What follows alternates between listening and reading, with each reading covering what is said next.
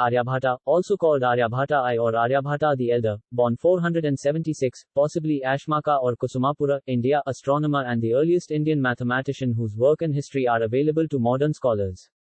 He is also known as Aryabhatta I or Aryabhatta the Elder to distinguish him from a 10th century Indian mathematician of the same name.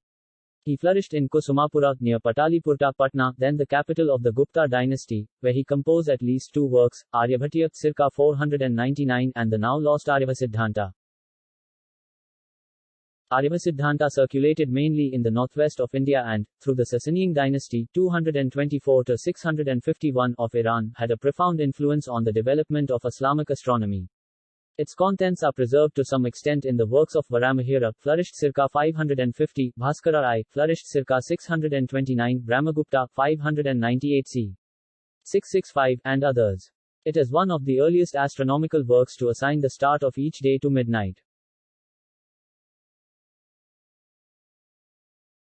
Aryabhatiya was particularly popular in South India, where numerous mathematicians over the ensuing millennium wrote commentaries. The work was written in verse couplets and deals with mathematics and astronomy.